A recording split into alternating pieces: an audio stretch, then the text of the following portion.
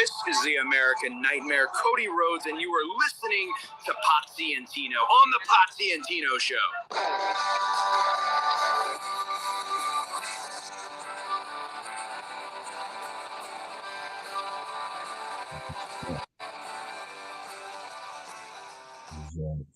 Ladies and gentlemen, boys and girls, children of all ages, the Pots and Pans Network brings to you its tag team champions of the we are the world champions, the Potsy and Tino Show. That's right. It's Rob Potsy Podchak. It's Tino Gray.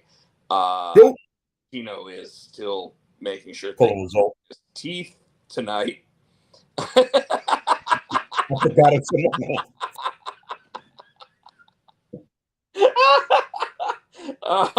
Our theme song, as always, is brought to you by Adam's House Cats. Called the Wrestling Song. It's available on iTunes for 99 cents. And we do want to thank the American Nightmare, Cody Rhodes, with his theme song for what now? Kingdom. Yeah. Whoa! We want to thank him for his introduction to our show this evening. Tino, as always.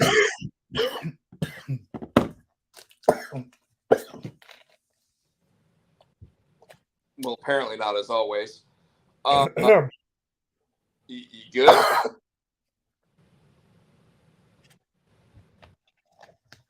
You good? I was choking. I see that. Whatever I was getting on my teeth, I swallowed the wrong way. All right, I think I'm ready. So, folks, as Tino and I always do, we like to start the show with a little segment called "What's up with you?" What's up with you? And Tino, where are our people? I mean, we are a little late hopping on. Let's not deny it.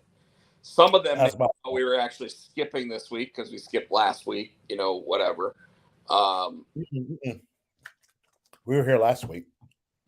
Remember, I was at your house. Then the week before it, we were not. So I mean, like we've been bouncing around a little bit, but and next week.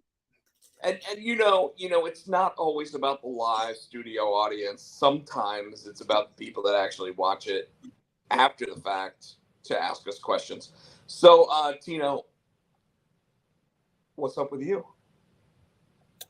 Not much, man. Let's see. We went down to Wob and I went down to Atlantic Beach. Yeah, we left.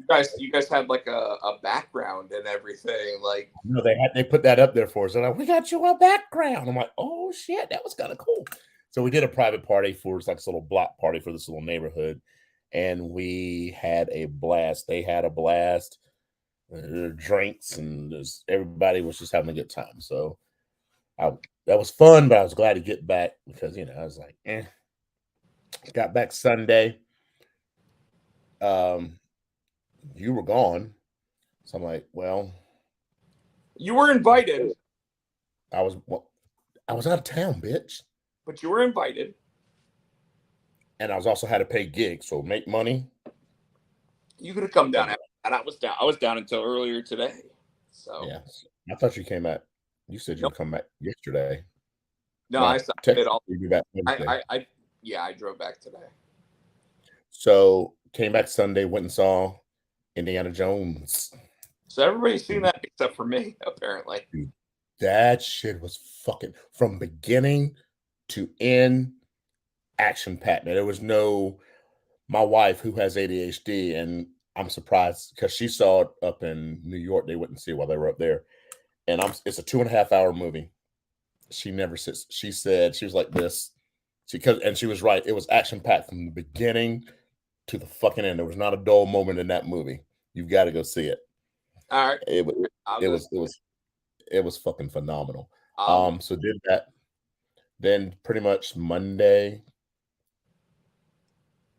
I took Monday off because we were closed Tuesday. So Monday I putzed around. I didn't do anything Monday. Tuesday, went and saw Indiana Jones again because Baba wanted to see it. So I'm like, all right, we'll go see it. Went and saw it again. And then I went to Paul's and watched the fireworks that night. And then what's today? Wednesday? No, yesterday was Wednesday. Had to go out to work, so I got up, did laundry, tried to straighten on the house because Nicole's coming home today. So did laundry, vacuumed all the fucking dog hair. Dude, I love my dog, but she's shedding that winter coat, and it's like I fucking brushed her for like 20 minutes, and then you could have made a fucking sweater. So I'm like, okay, you can stop now. I brushed her, fucking vacuum, wasn't outside here. Then I got up this morning, this fucking hair again. I'm like, stop shedding, bitch. I'm a shaver. That's what I'm doing. I'm a shaver. There you But go. got Google Fiber. They got Google. Oh, Google Fiber is fucking nice and it's fast as fuck. So I got called. Boy. It's fast as fuck, boy. That's as fuck, boy. So I gotta call Spectrum, cancel my Spectrum, and give them back their box. What's up, Michael Turner? And yeah, that's about it, man. I like I said, it's just been laid back. Work today. Went to the airport, got Nicole and Matthew. Glad they're home because I've been bored. I'm glad they're back. And like I said, we ordered dinner and went and got it. Came back, and I was waiting for you to text. I'm like, he's texting later than he normally does, and then you didn't even text. You just sent me a thing at 8:30. So I was like, oh, okay. So I was going to call you if I hadn't heard from you by then. Yeah, but so I apologize for that, and I apologize to everybody. By the way, I left earlier than I normally do from where I'm normally at on a Thursday night, and I got stuck in traffic, and I wasn't happy about getting stuck in traffic because, like, normally where I'm at, I end up going down the major highway, and then I take a second major highway to like something that's like a mile from my house. Tonight, I took the major highway. There were two fire trucks and a ambulance, like preventing me from being able to like go where I normally go. All right, so you're confused. So I know where you took 40 to 740. Is that what or 741? Well, 751 is what it normally. And instead, I ended up taking Miami Boulevard. Okay. So I went on a smaller highway, like a 40-mile-an-hour zone. And while I was on that all of a sudden had like an accident on it. So like everywhere I went, it was like accident. Luckily, okay. I wasn't part of those, so it was okay for me. And I hope everybody else that was involved in those was all right. But when I got home, I immediately sent you the message that said, "Hey, here's the link," and then you sent me something saying, "Hey, Matthew and Nicole just got home, so I'm gonna have dinner, blah blah blah." And I'm like, "Okay, no big deal, like whatever." And I was watching something else on TV anyway, but it shocked me at how late I got home because I left at like 7:00. So and you just got home when you texted me? Yeah, like 8:10.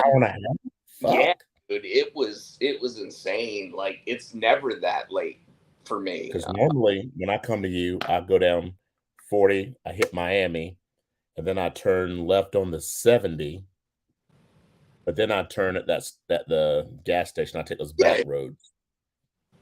And everywhere I could get stopped, I got stopped. Damn. Like, oh, we're gonna wait. Oh, we're gonna wait. Oh, we're gonna wait. Oh, we're gonna. Did the game come? I've been dying to ask you all week. So I was like, I'm not gonna buy it until Rob says it's good.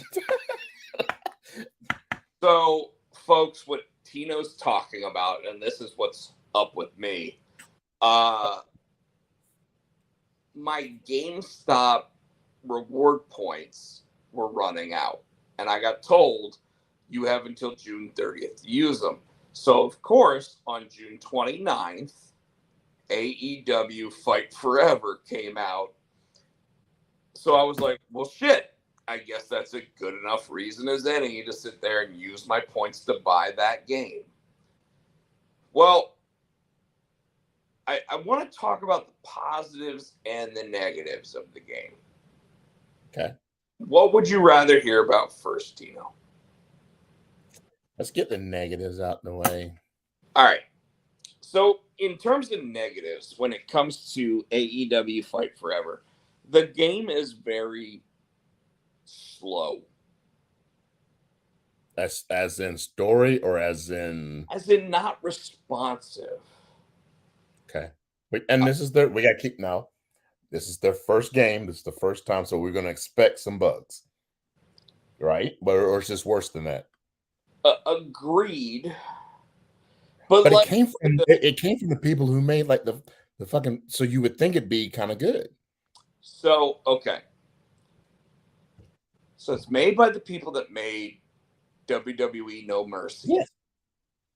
WWE WrestleMania 2000, NWO. Didn't they make the first SmackDown versus Raw?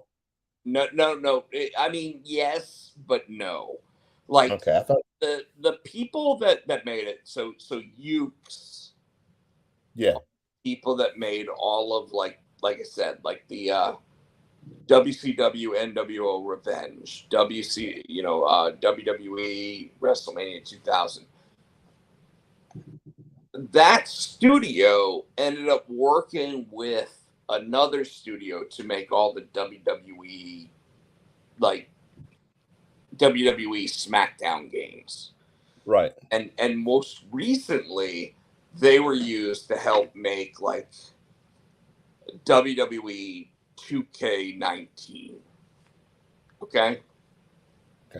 Which so like, that was so I mean that was 3 years ago because obviously they took 2021 off,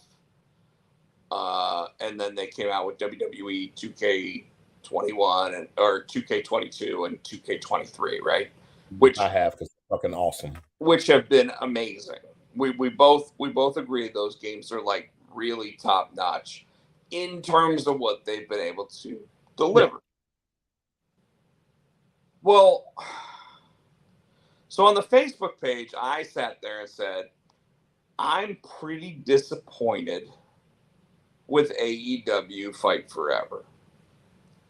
And I said, because I didn't think that it was anywhere near as good, if not worse, than WWE No Mercy. Okay. And one of the people on the webpage sat there and said, well, what made it worse? And I was like, well, it's an incomplete game. There's not very many game modes. There's not like the roster does not have nearly as many people that are actually available. And more than anything else, the game feels like it's 3 years old, right? I think that's when they started developing it, because I was looking somewhere, they were saying that's why the roster's like that, because you got people coming and going, Agreed. At the same time, the roster has people like Adam Cole on it, but it doesn't have people like the Acclaimed. The fuck? The Acclaimed have been there since day fucking one. Yeah. Adam Cole is one of the most recent additions, right? So their whole and they were saying they're going to do the like WWE where you can downloadable content. Yeah. And you can get in fact, as of today, I did see something that said that they are already planning on having the stadium. You know how they did like the stadium match? Yeah. So they're as one of the first free downloads, they're gonna have the stadium match as a free download, which is cool. I don't disagree with their plan to do that. Kenny Omega has sat there and said that they plan to continue to offer updates and everything else to make the game a top tier game over time, which is fine. Here's the problem I have with it. The game doesn't tell you how to kick out of a pinfall. It doesn't tell you how to get out of a submission. It doesn't tell you how to do any of that stuff. So it doesn't have like a tutorial kind of thing? It does, but it doesn't really tell you how to do these things. Okay. I'd just old school kid. Does it say it in the book? There is no book. Fuck. Okay. I mean, I bought a physical copy. There is no book. Shit. Okay. But it's not a bad game. But you figured out how to kick out and get out of submissions. No. Okay. No, let me put it this way. So I started playing like the story mode, right? And the first thing they tell you to do is that you have to go into the Casino Battle Royal to have a chance to win the AEW World Heavyweight Championship. Right. So I'm in a battle royal, and I have no idea how to throw people over the top rope. I also don't know how to prevent myself from going over the top rope. And yet somehow I see that I've thrown 7 people over the top rope. Only one other non-playable character has thrown anybody over the top rope, and I end up winning that. So great. I was okay with winning this. I've read there's only 4 wrestlers in at a time in those battle royals, right? There is, which isn't much different than WWE. I think they're now up to 6. I thought it was more than that, but okay. No, I think there's 6 in the WWE game.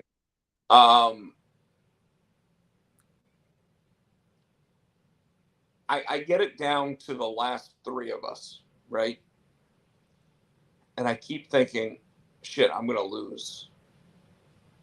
Somehow I run far enough away from the other 2 competitors that one of them finally like downs one of them. So I just run up to the other one, which by the way, I don't know how to change the perspective from looking at this guy versus looking at that guy.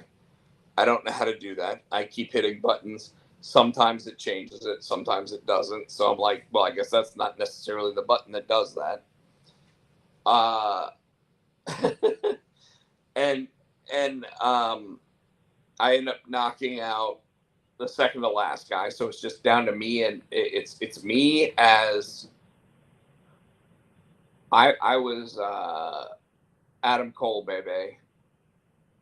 Adam Cole versus Adam Page, and every time I threw Adam Page into the ropes, he would bang off the ropes and be like, I'm not going over the top rope. Now, mind you, I've been playing the game for 30 minutes. I was the first guy entered into the Battle Royal. Oh, shit. I'm the last guy in the Battle Royal against like the last guy to enter. And I finally dump him over. And I'm like, oh shit, I fucking won. Great. You know? And you see him and he's like, it's all about the boom. You know, like, okay, cool. Well, then it goes into the story mode and it's like, hey, now that you've won the Battle Royal, you're going to have to face the other guy. And it's like, okay, well, I don't know who the other guy is. Like, because it doesn't tell you. But it's like you got 3 other matches that you got to build up to get to him. And each one, it's like Murder Hawk, Lance Archer. It's like Will Hobbs. I mean, it's all the guys that are like 5 times bigger than you. And they even say, this is what they plan to do. And the whole time, you're taking pictures of where you're like having the matches. Right. And then all of a sudden, after you beat Murder Hawk Lance Archer, he's the guy sitting there saying, hey, do you want to get a picture with me? And so you take a picture with, and your character actually does go, you do realize I just beat you in a match.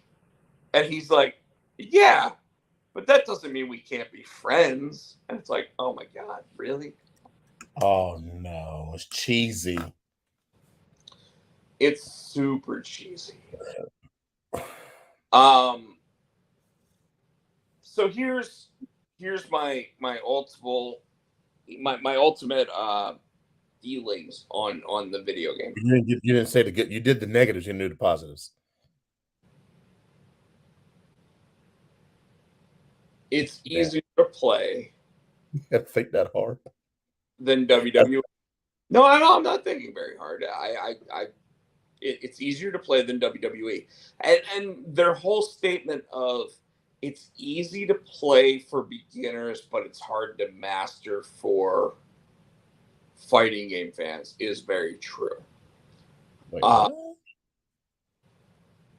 The idea behind how many people, like, you can create a new wrestler and then give them a move set and everything that is a current wrestler. So you can create somebody that is in WWE. If you want to create Roman Reigns and put them in this, very similar to WWE No Mercy, you can do that. So lots of fun stuff with who you can create.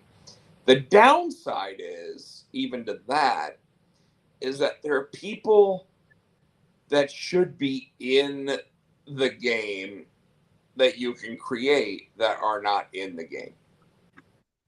So, would I say the game is worth $60? 60, damn. The answer is no.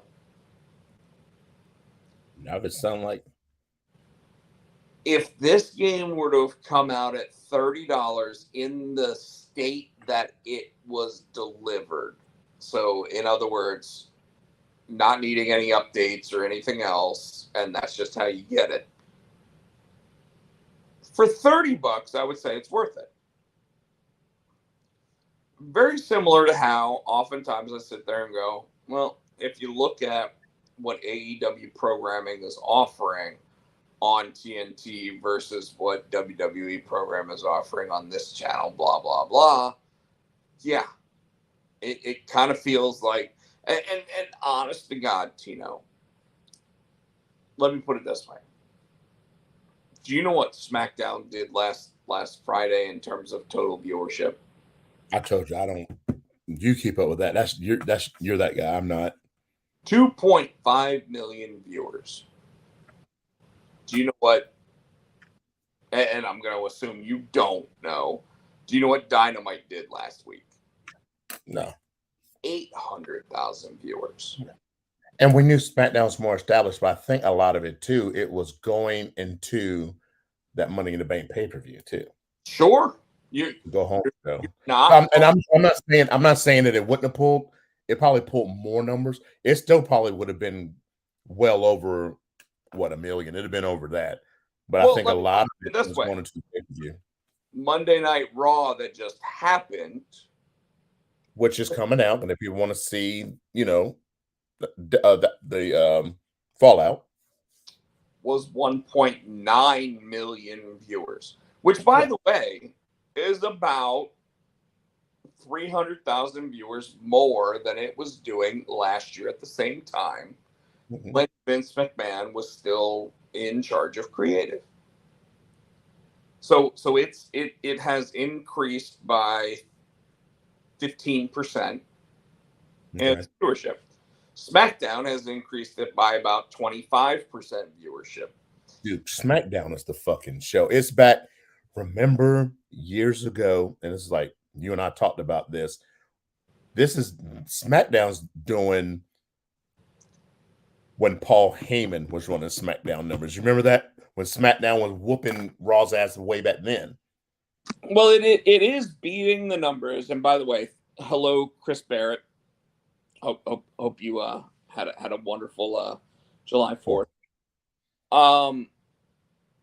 while you're right and you're not, because if you remember, about the year 2000. Now, granted, there's a big difference with streaming and everything else, but SmackDown back then was doing about 3.5 million viewers. Now it's doing 2.5 million viewers. Raw, yeah, there's a big difference there. Wow. Raw was down to about 1.4 million viewers at one point. It is now back up to almost 2 million viewers a week. On a weekly basis. On a weekly basis. So, okay. and that's based on, remember how it was like, oh, we're gonna do Raw Underground. Oh, we're gonna have that Retribution on there. We're gonna do this. We're gonna, like, all those really bad storylines. Yeah. And yet it somehow still had 1.4 million viewers, right? AEW, it's letting me down. Dynamite after the Forbidden Door pay-per-view was 800,000 viewers. God. This is where I want to point out a really crazy number. Collision, the brand new show, first week, 800,000 viewers, right? Yeah. Second week, 532,000 viewers. Third week, 400,000 viewers. It was dropping. But not just dropping, but now I want to point out that this week was a 4-day holiday weekend, right? So there is a possibility that Saturday show was never going to do well. And I don't even want to sit there and contemplate what the powers that be at TNT think should be a good show. Okay? I don't want to do it. I'm not going to sit there and say I know what they think is a good show. I would say that, yes, they'd love to have Dynamite viewership from Wednesday night, right?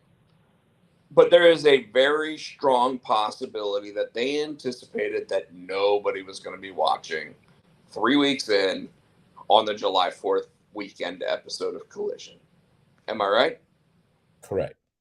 This is very similar to any time that WWE ends up going, hey, we're going to have a live Monday Night Raw on Christmas Eve.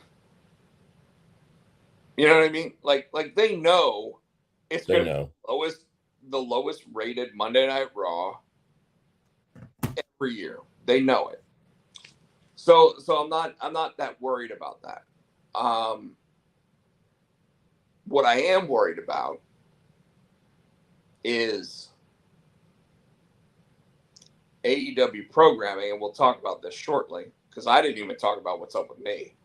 Yeah, sorry, man. I got off on the about that game, and then it went up. Fine.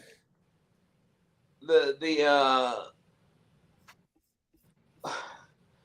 long-term feeling with AEW is that now only certain people show up on certain shows on certain weeks, blah, blah, blah, whatever. But they really seemed this week, and we'll talk about it a little bit more, that they really started thinking, how do we build our audience? Which is almost 4 years in at this point. And they should have already been doing that. And you may or may not agree with me on that. But getting back to what's up with us, I spent the last 4 or 5 days with my sister, my brother-in-law. I actually bought a brand new bottle of whiskey called Doc's Scofflaw. A lot of people don't know what the meaning of the name is here, but Scofflaw apparently was the word that people started claiming was for and I'll just read it. It says, in 1924, the Boston Herald announced a contest to coin a term for those who knowingly were breaking the law by drinking during Prohibition. Scofflaw was the winner of that. They scoffed at it. Huh. Many physicians at the time were the most notorious of scofflaws. The bourbon pays homage to those early rebels, made with corn, wheat, malt, and rye, then aged over 3 years in a new charred American oak barrel to create a soft, rich flavor profile with notes of caramel, vanilla, and baking spice. That is why they call it Doc Scofflaw, because the doctors were the most likely to be the scofflaws. That's funny. It is a 33.5% bourbon. It is a double-barreled bourbon, which means that they barreled it, and after it got done fermenting to where they wanted it, they poured it into another barrel and then aged it even longer. It's delicious, mind you. Delicious. So, last thing I'll say real quick when it comes to what's been going on with me. I received both pages 15 and 16 of Immortal. That book is moving along. I've been coloring both of the pages for that. Also, a little book called Stonkered. Eric has been sending me pages on a regular basis for that.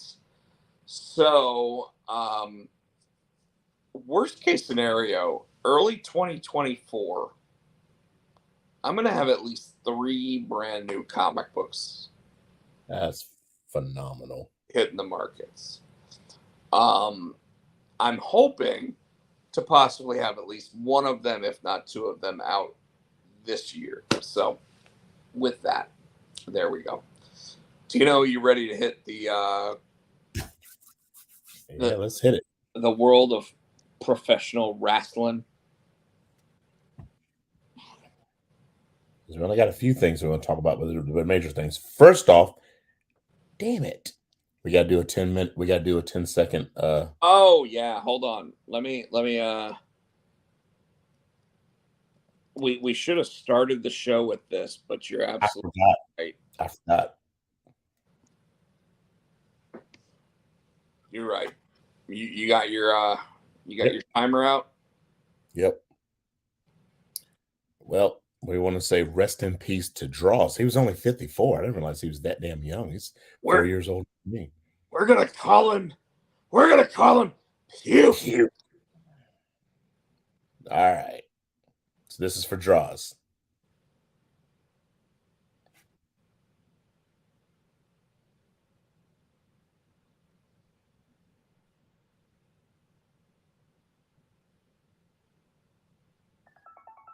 That's it. That's right, folks. Darren Drozdov, who played for the Denver Broncos, came into the WWE and ended up becoming part of the Legion of Doom. Obviously had the striking accident with D'Lo Brown, where D'Lo came out doing a Meteora. And I thought he went for the sky. Was it Sky High he was going for, and Droz didn't tuck his head right? Well, I saw you. I think it's the same move, technically. No, it's like a running power bomb. That's his Sky High, where he picks you up and then. Remember? Well, I thought D'Lo landed jumped outside the ring and landed on his shoulders and took him down. He did. He was doing it. He was doing it on the outside of the ring. He had him up and was gonna. Is that power set out power bomb? He did. He called it. So that's what he was going for. But they did it, you're right, outside the ring. And Draw said he didn't tuck his head. And it just, it was a terrible. And D'Lo said, I was watching an interview. D'Lo said he quit wrestling for a little bit because it shook him up. And Draws is like, nah, dude, it was a freak accident. Draws was, and that's the thing. Draws was cool about. Draws was like, hey, it's in ballet. It could have happened to anybody. Well, I heard stories this week from Mark Henry, and Mark Henry, who traveled up and down the roads with Draws early on, by the way, said that at one point when D'Lo and Draws weren't talking to each other, Mark Henry actually set up a meeting between the two of them, and D'Lo sat there and said to Draws, I'm so sorry. I didn't mean to do this to you. And Draws said back to him, no, there's no reason for you to be sorry. I'm so sorry because I didn't mean for you to feel this way about the situation. And when you think about that, man, like it really is eye-opening in terms of the whole aspect of you give your life to your partner, right? And Draws beyond his years was wiser than that. And D'Lo did get back in the ring. D'Lo now does a lot of agent work for like Impact Wrestling and whatever. But the other story I heard from Mark Henry was that Draws would invite him to go hunting. Now, Draws was Paraplegic. At this point, he wasn't quadriplegic, he was paraplegic. He gained back use of like his arms and stuff, but not his legs. And Mark Henry was like, How are you supposed to go hunting? And he's like, oh dude, I got like a 4-wheeler that, is basically like a wheelchair, except I could sit there and ride out into whatever and pull my shotgun out and, go ahead and shoot stuff. And Mark Henry was like, holy shit, dude, I got to see this. And was able to go on these trips with him where he was riding in a 4-wheeler that was a wheelchair, but a fully, like a fully souped up wheelchair that would allow Darren to go out and do these things. It's one of those moments though where the kid had a lot of talent. You know what I mean? Like he left football probably 31 years old and decided to go into pro wrestling. Vince McMahon already knew what he wanted to do with him. He was going to be him and Heidenreich were going to be like the two new guys in the Legion of Doom. And they were going to carry that moniker on long after Hawk and Animal were gone out of that. And neither one of them seemed to work out that way, right? So it's pretty sad, but he left us with some good memories, and it is disappointing to see that Draws didn't lead to the same types of things that we got from the other members of the Legion of Doom. So it's very disappointing. Yeah. All right. First up, Money in the Bank. I think that's what that's what we're here for. Money in the Bank. Money in the Bank. LA Knight.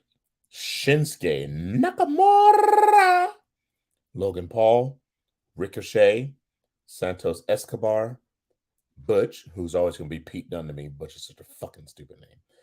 And Damian Priest. So Tino, you watched this, right? Match. Yes, I did. I came home Sunday and watched it. Okay. So I watched it Saturday when it actually happened, and I'm going to tell you right now, 3:00 in the afternoon, very first match was the men's Money in the Bank ladder match.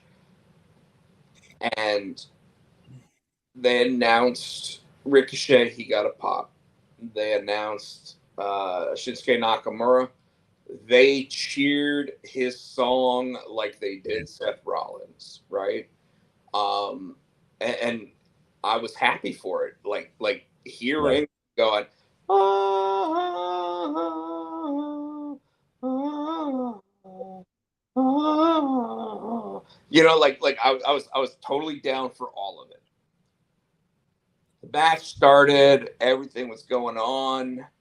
You forgot one. They lost their fucking mind. L.A. Knight. I was gonna get to that, but Oh, sorry. wanted to get into the match My because bad. it didn't matter when it started. It never stopped when it came to L.A. Knight being over with that that new well, I guess the UK crowd, right? Like it was just constant. And I mean constant. Like if he even grabbed a ladder, that crowd exploded. Well, it And started the night got before. knocked away He from couldn't even talk. It was like the what chance. Every time he said something, yeah, the crowd was like, yeah. So I mean, it started the night before. But when he grabbed that ladder, yeah.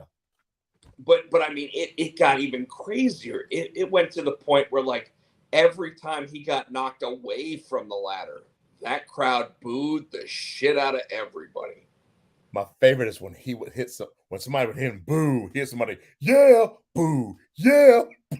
I was loving it, dude. I was eating it up, dude. LA Knight, you're right. Now, do you remember what we said last week in terms of who we said was going to win? Yeah. Who did we say? We said LA. Well, we said there was a possibility of one other. Damien. We said if Damien won, Finn would win. And that was what I said, and I was wrong. Well, we both kind of agreed with that whole theory that, like, if Damian Priest won, that there was a possibility. Now, at the same time, did you watch the press conference? I couldn't find it. No, I didn't find it. Mm-mm. So the press conference after Triple H, after everybody had, and so they did this little part of the press conference where it was Damian Priest and Io Sky, and Io Sky brought out Bailey. So Bailey answered all the questions for her, basically. Yeah. But Triple H got asked specifically, is there anybody that you heard the responses to that, like, you're now considering differently, right? And Triple H is like, well, I got to be honest with you guys. LA Knight. There's a little guy out there by the name of LA Knight that you guys were totally behind, 100%. Don't think we didn't hear that, right? And then, and by the way, folks, Damian Priest won that Money in the Bank contract. Now it's now 10 days later, or 5 days later, but they've already done a Monday Night Raw and everything after that. But LA Knight sat there, didn't get interviewed after the whole thing or whatever, but Triple H actually sat there and said, good things come to those who wait, and it normally means really big things for them. So hopefully they listen like they claim they do. And my anticipation on this is this, Tino. And I'm going to say it right now.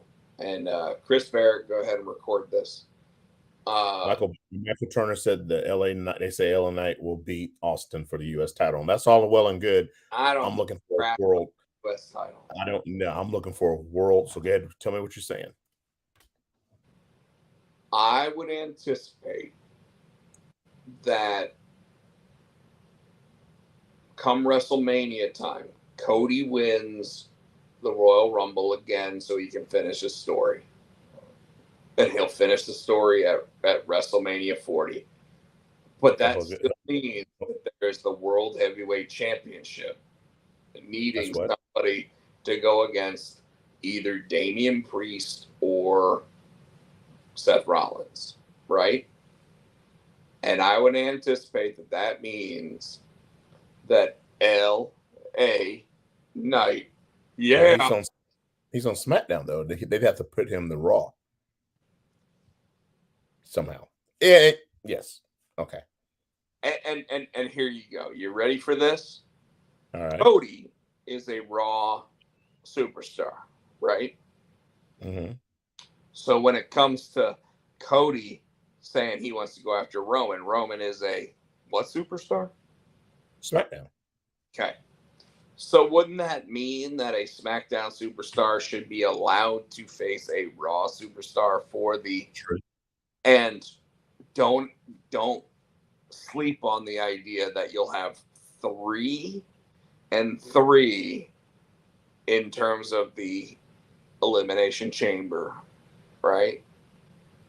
So 6 total people, 3 from SmackDown, 3 from Raw, and got it. L.A. Knight, yeah, gonna win that whole thing. Let me talk to you.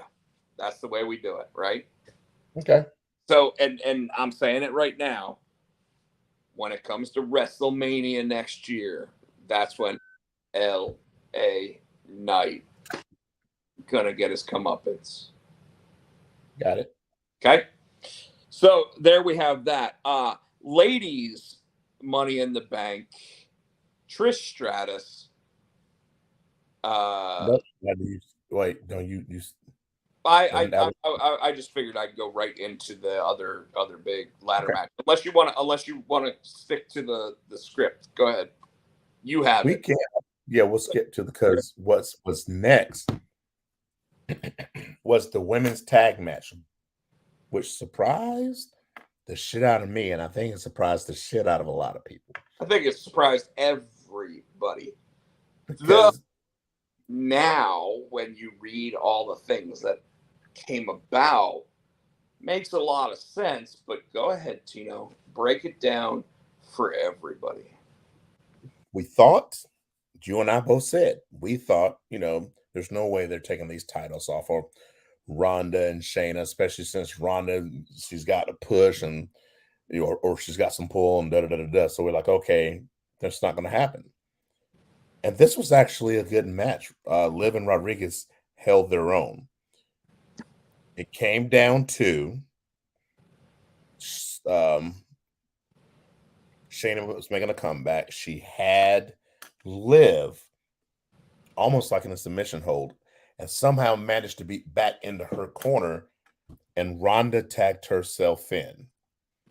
So Shayna got out. So you thought I was okay. Ronda's getting ready to whoop the shit out of Liv. And she grabbed Liv and had her. And fucking Shayna came up behind her, started beating the fuck out of Ronda and put her in the fucking chokehold and choked her out. The Karafuda clutch. Karabuta clutch, which led to, and then she just left. After Ronda was kind of like passed out, she just fucking walked out. Liv was in shock, and we were like, fucking get her. So Liv got up, hit Oblivion, and pinned her. The fuck? which was Ronda, Shayna came out and explained it on Monday night, and we'll talk about that when we hit the Raw. But I almost came off my couch, dude, because I was like, the fuck is happening? Let's be real.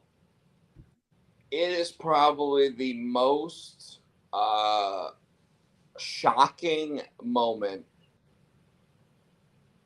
in a WWE match in a long fucking time. And we had 2 of them. Yeah, but nothing like this. Like we have those we have oh my god moments all the time, right? And we had another one during the Money in the Bank pay-per-view too.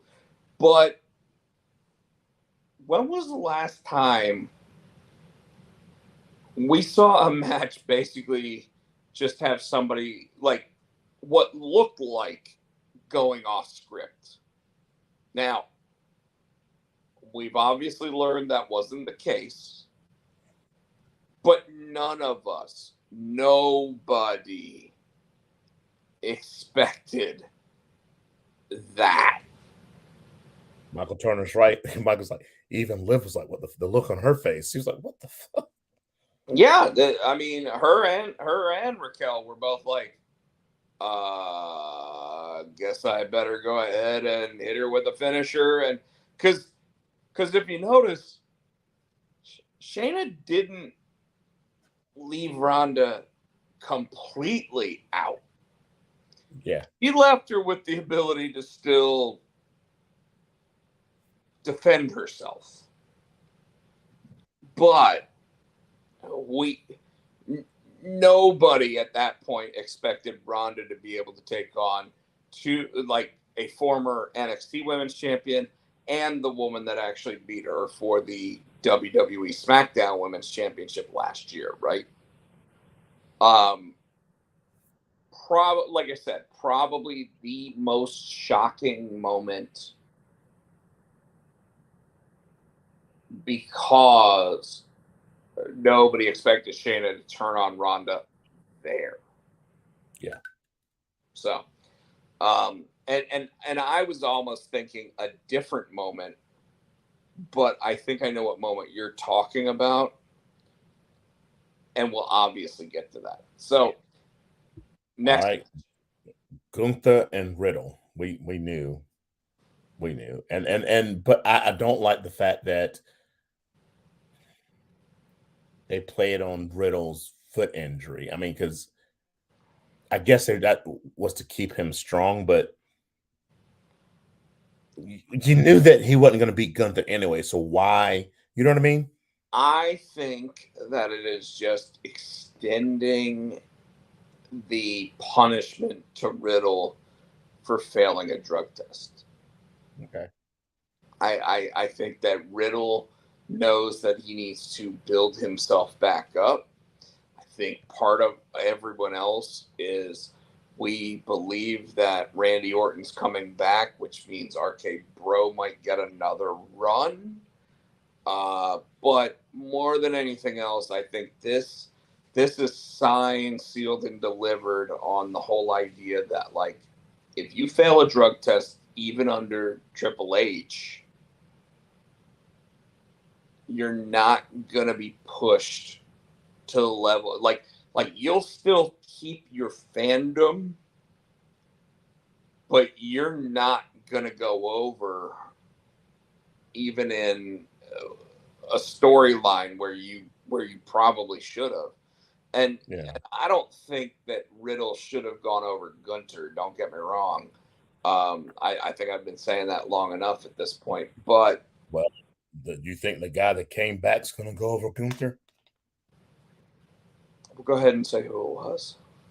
McIntyre made his return at the end because once Gunther got Riddle to tap out, him and his goons jumped in the ring. They were beating on Riddle, and all of a sudden McIntyre's music hit. He comes down and clears house.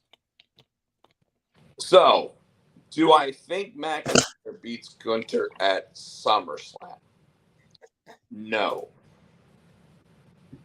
How long do you think Gunther's going to hold this belt? Well, I already told you what my perfect plan for Gunther would be, which is Gunther holds onto that belt until he wins against whoever has the World Heavyweight Championship. Then they just relieve him of the belt so that, very similar to the Roman Reigns hasn't been pinned in 3 years, which we'll talk about shortly. Gunther relinquishing the belt would mean he's still undefeated in singles competition. He has not lost since joining the main roster. They're not talking about that, which is really weird. But he has not lost since joining the main roster. I think And he's they probably lost twice even on NXT. they'll probably start talking about it closer to WrestleMania time. Possibly. But here's the thing. Him versus Drew McIntyre. Now, let's be real. McIntyre is holding out on his contract, right? Saying, I'm worried about the creative on my character. I'm worried about the creative going into these big events. I want to look strong. I want to have the same type of contract that a Roman Reigns does, and WWE sitting there saying you don't deserve a Roman Reigns style contract. Now, granted, part of the reason why he doesn't deserve a Roman Reigns style contract is because he hasn't delivered the ratings that Roman Reigns has, right? You look at Roman, when Roman shows up on SmackDown, they get 500,000 viewers to watch Roman.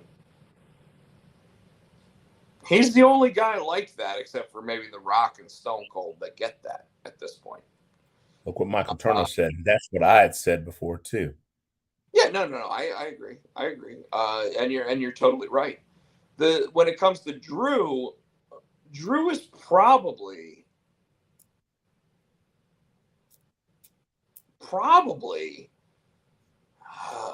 I mean, one of the top 5 baby faces in all of pro wrestling. But while he's one of the top 5, it doesn't mean he's number 1. And when he was number 1, the worst time in pro wrestling to be number 1. Yeah. Look what Chris Barrett said. Chris Barrett said Drew is bigger and better than you know what? Here, we'll even put that on screen. Drew is bigger and better than Roman. As a pro wrestler, I'm going to say right now, SummerSlam, Drew McIntyre versus Gunther is probably going to be the banger of the night. Just like Gunther and Sheamus. And well, it was Gunther, Sheamus, and McIntyre at WrestleMania. Didn't Gunther and Sheamus go at the Cardiff whatever? Yes, they did. At the Clash at the Castle, and McIntyre versus Roman was the main event. And by the way, those were 2 of the hardest hitting matches WWE's put on in years. Gunther versus McIntyre. The fact that McIntyre, after Riddle lost to Gunther, McIntyre comes down and McIntyre claymored Gunther and knocked him out, suddenly got everybody thinking, wow, there is somebody that can beat Gunther. And by the way, Ilya Dragunov beat Gunther. And now they're talking about putting Ilya Dragunov with Gunther. So it's going to be interesting what they do there.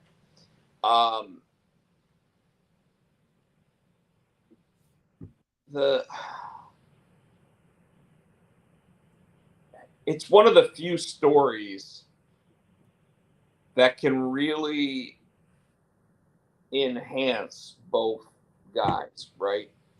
Because it's not always about being over. Sometimes it's getting over, and sometimes you can get over by losing.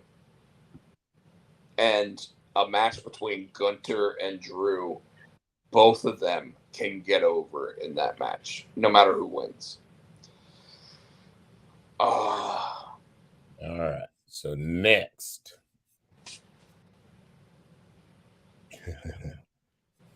Cody and Dum Dum. We were both wrong. Yeah. I don't really know what the point of this match was, the way that they presented it. Maybe it's just a blow off to get it done so Cody can move on. Well, they obviously moved on Monday night. At the same time, the only other part of the blow off was that Cody took the cast off of his arm to show that he was fully healed. Yeah. All right. Next, we had a big surprise return. Apple juice. Ba-ba-da-ba. He's pretty. Ba-ba-da-ba. I think he was pretty much saying that not this coming WrestleMania, the next WrestleMania is going to be in London. I think that's what he was trying to push. So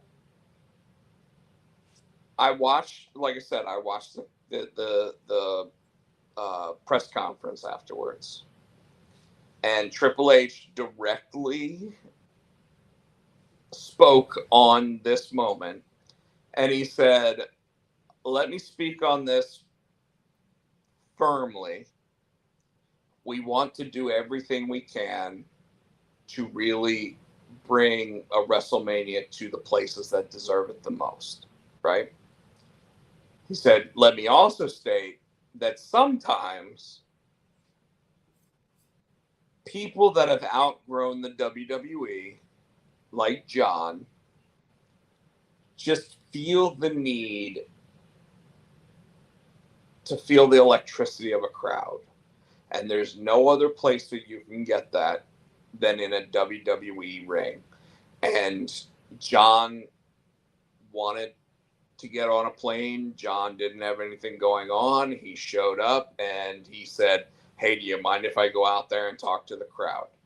So Triple H made it sound like John didn't ask for permission on what to say. John went into business for himself.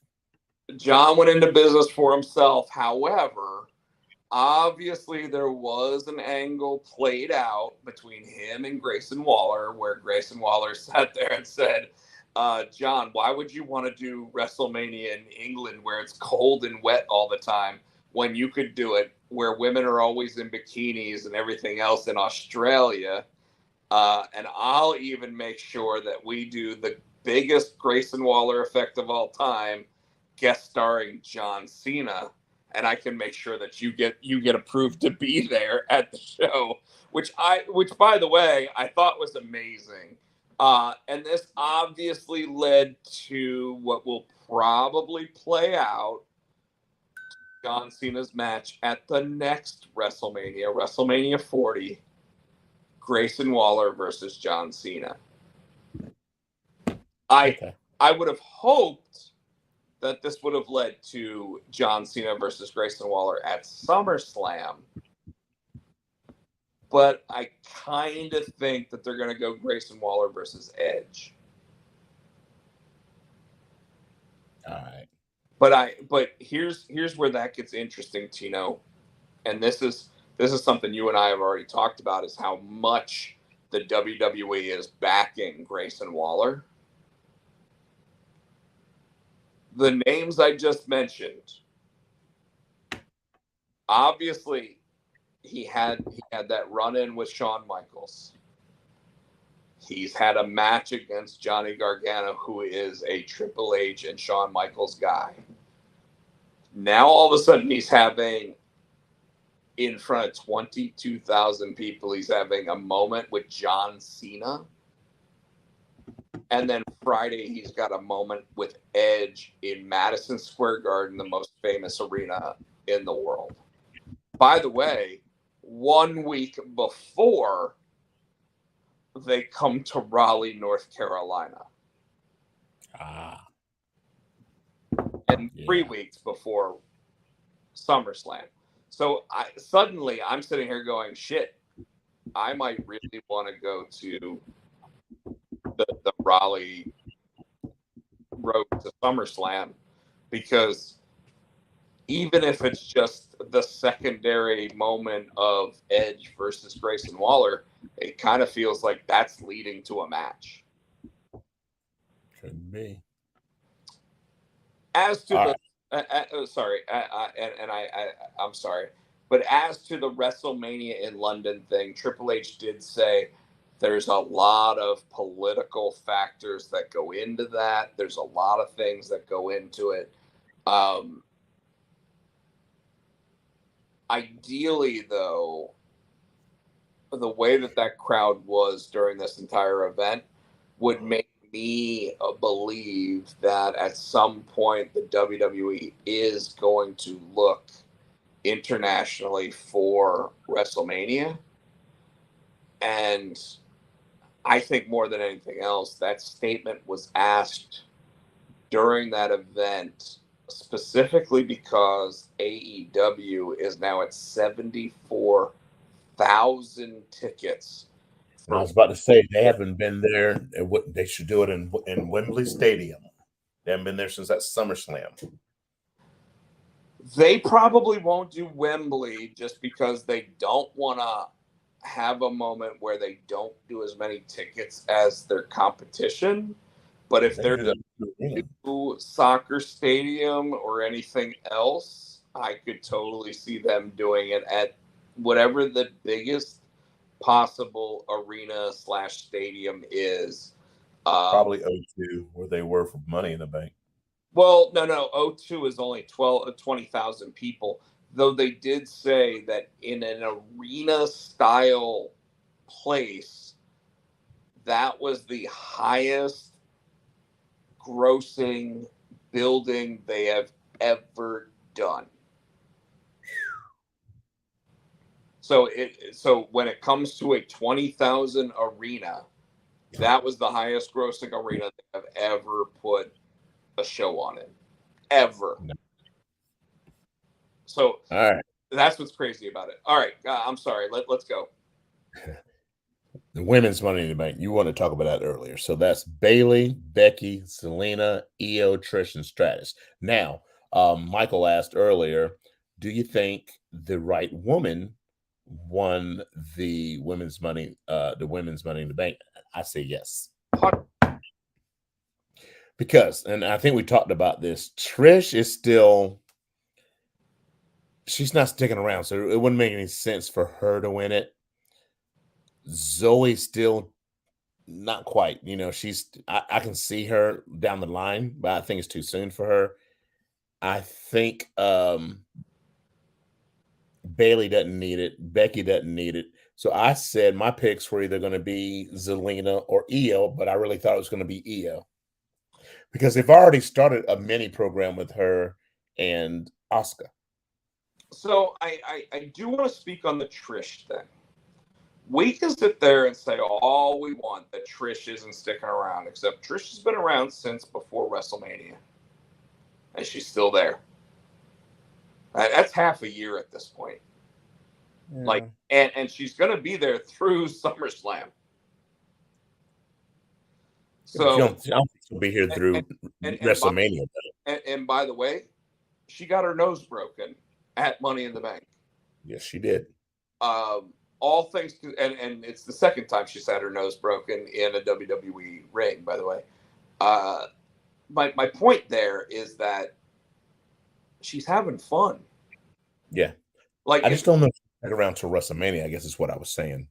I mean, she may be around till WrestleMania. Especially since now Ronda's not going to be around till WrestleMania. Right? So now I would anticipate that they're figuring someone like Trish maybe. Michael just brought up a good point. Trish and Lita probably will have a rematch coming up. So I don't think so. I think Lita had a drop off. Yeah, and Chris Barrett is saying that Bayley should have won it.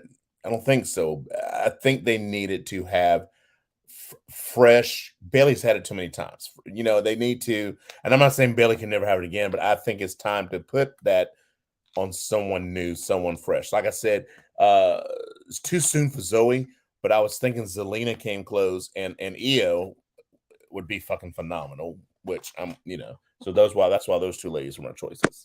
No, you're absolutely right, and Zelina obviously had that major moment in the match where everybody thought she might actually pull it off, and she took that one massive power bomb right into the other ladder, which was incredible.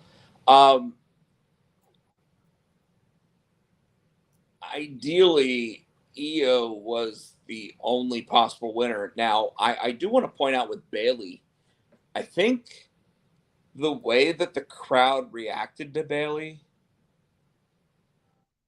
when you turn her face, when you watch it again, she was shocked that they were doing the old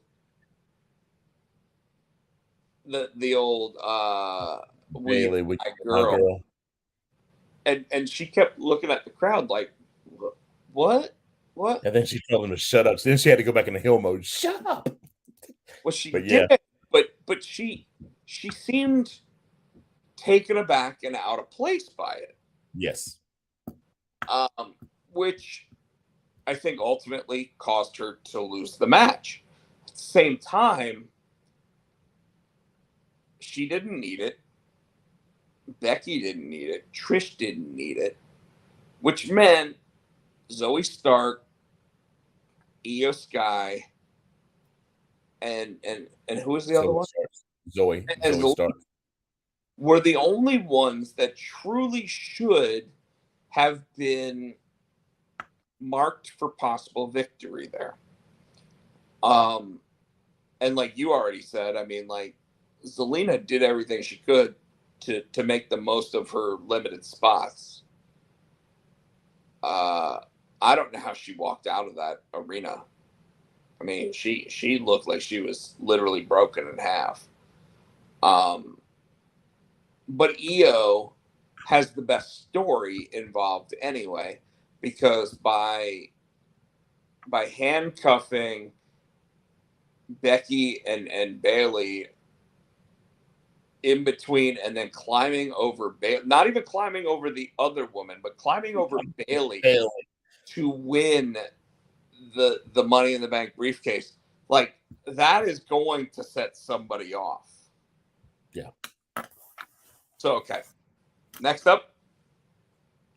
I think By the way, folks, it's going to be a lot faster when it comes to this week's wrestling because I didn't get to watch any of it. It wasn't really. Yeah, we're just gonna hit highlights on them. Yeah. Seth and Finn. I was a little disappointed by this match. I felt like the match was fine. I felt like the two of them could have put something better together. And I don't know if it's because there were so many highlights in the other things, because we didn't even talk about the Ricochet and Logan Paul like botched like table spot. But I don't mean, think it was. overall, I don't think that was botched. The ladder didn't break, but I don't think it was botched. Or you're talking about the Spanish Fly. the Spanish, yeah, it didn't happen the way it was supposed to. Yeah. Luckily, neither one got hurt, so that was great. But this match, like I felt like they went the same route of when Finn Balor faced Brock Lesnar, which was, hey, Brock Lesnar had diverticulitis, so go ahead and hit his ribs into the table, and that at least makes him vulnerable to Finn Balor. And I thought like that approach was great, except we already had Damian Priest win the Money in the Bank ladder match. And obviously it caused more dissension between Judgment Day, which I said was most likely going to happen. Mm-hmm. But I'm okay with Seth continuing his reign. But at the same time, like, I really felt like Finn should have won that match. It's so. Remember how, like, way back in the day, I used to do this thing called like role playing wrestling games, Mm-hmm. where it was you would write like your story of your character to sit there and determine who was actually going to win the match. Yeah. If it was done that way, Finn did enough to win the match. He did more than enough to beat Seth Rollins. It just became something where the booker sat there and said, well, for storyline purposes, Seth still needs to hold his title. And I don't like that. I felt like out of the work rate of the two guys, Finn did more. Does that make sense? Yep. So I was a little disappointed by that, but But I get why Seth is still the champion. I just, at this point now, I wonder, okay, who are they going to have Seth face at SummerSlam? Which kind of looks like it's going to be Dominic Mysterio. All right, now here, what everybody's here for. The Bloodline Civil War. Dude.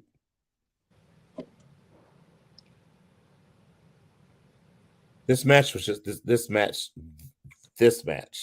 was an A+ match. It was Emmy, huh? it was Emmy worthy. Yeah, it was cinematic. From the callbacks to where Roman pinned Jay and Jay kicked out and crotched him. He did that to him. Roman did that to Jay at one of the old pay-per-views. That was a callback to that. To all the fake finishes, to all the, oh my God, that's it. You had the gratuitous ref bump where you just, okay, this is gonna be it. Just, it had me on the edge of my seat, dude. You're right. This was Emmy worthy. This was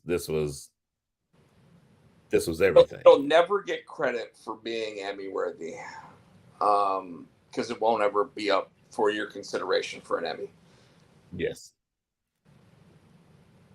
I don't like that Michael Cole missed the crotching.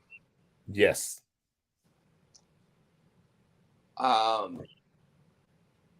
didn't see it the first time. Oh my God. Did you notice? I mean, Rowan was selling that son of a bitch for like 5 minutes at that point. I almost didn't see it. Oh, I saw it. And I was like, holy shit, he just crotched him.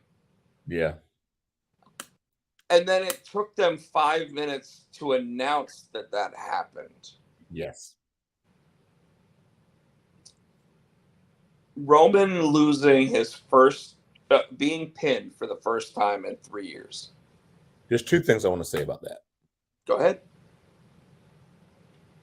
His first time ever being pinned in a WWE ring was by Jey Uso.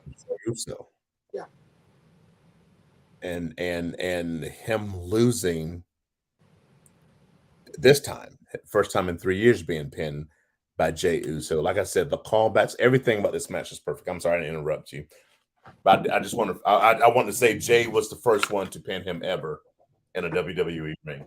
I'm completely okay with you saying all that. I also want to point out that my feelings about SummerSlam, like the rumor is that they're going to put main event Jey Uso versus Roman Reigns for the Universal title. I have an issue with that. Why? Because even though main event Jey Uso pinned him, he wasn't the only one there making it happen. So what I would do personally is I would make it a 3-way dance, triple threat match.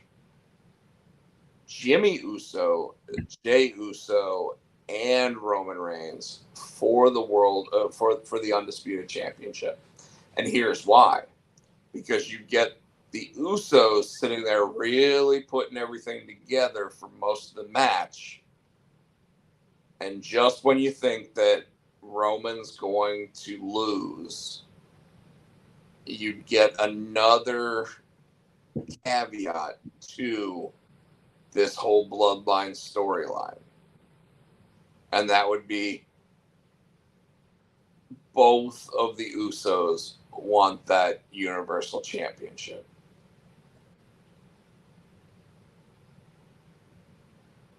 Okay.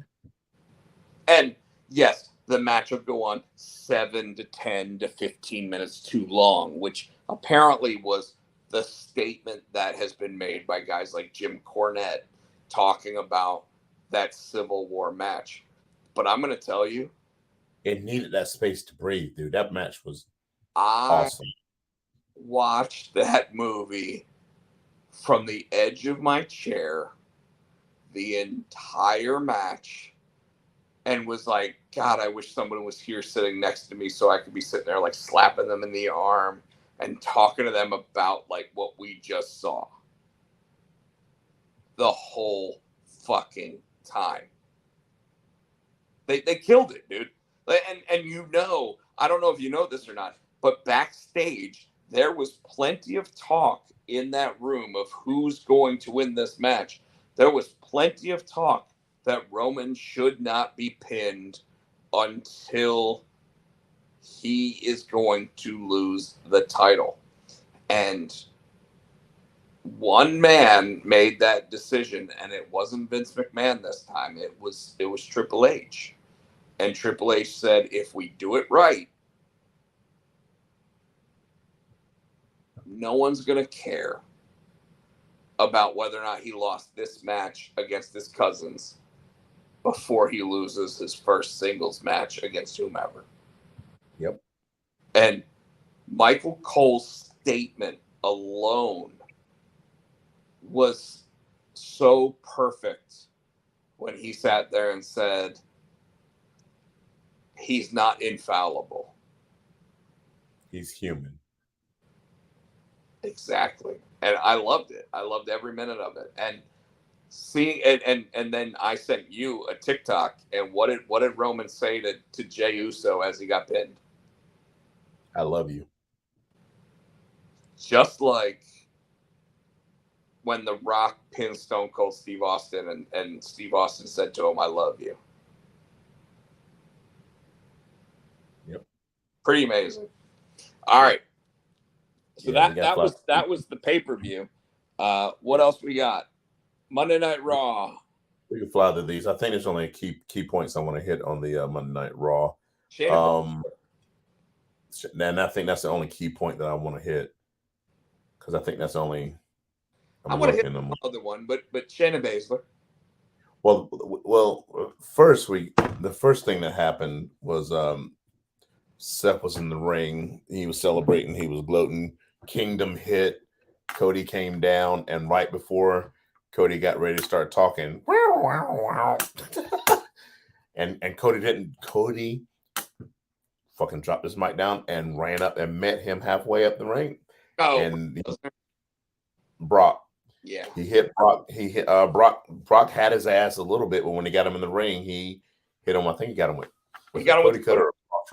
Cody Cutter. At the same time, I do want to point out that Brock Lesnar also gave his hat to a kid in the audience. Yes. And then shortly thereafter, he was like, give me back my hat. and it was like a cool moment for like 30 seconds. And then, give me back my hat. And that kid started to cry, and Brock Lesnar just started laughing. And so the Shayna, I mean, Ronda came down, stomping her little badass down in the ring. And Shayna pretty much said, I'm the reason why you got into the WWE. I was here first.